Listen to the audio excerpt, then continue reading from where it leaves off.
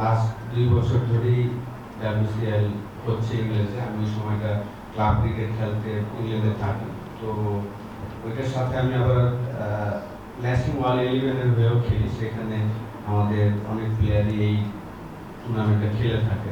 তো সবসময় ভাবছিলাম যে আসলে বাংলাদেশ কবে খেলবে। ধন্যবাদ আপনাদের যে আপনারা সিজন 3-তে টিমটা নিয়েছেন। তো আমাদের একটা অপরচুনিটি, বাংলাদেশ থেকে আমরা সবাই যাওয়ার একটা অপরচুনিটি আছে খেলা ছাড়ার পরে অবশ্যই যেটা বললেন যে যেহেতু এখন আমি কোচিংয়ে এসেছি খেলতে পারবো, এটা খুবই এক্সাইটেড, খুব ভালো লাগে। আলোর পথে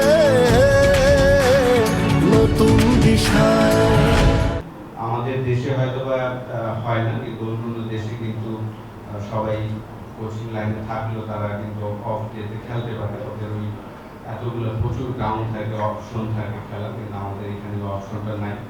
তো আমি আশা করবো এর আগেও আমাদের বাংলাদেশ থেকে অনেকগুলো টিম হয়তো বা বিভিন্ন লিজেতে খেলেছে।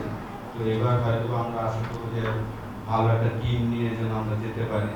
কারণ লাস্ট 2 বছর যদি আপনি যারা খেলাটা ফলো করেছেন, এবি ডিভিলিয়ার্সের খেলা দিয়ে দেখেন যে ব্যাটসম্যানের 4 ম্যাচে 4টা 100 করেছেন।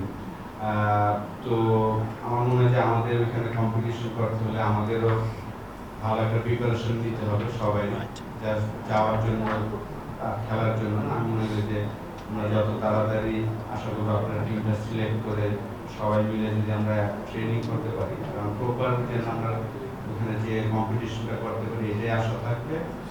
আর খুবই এক্সাইটেড আসলে এই টুর্নামেন্ট খেলতে পারবো, খুবই ভালো লাগছে। ধন্যবাদ।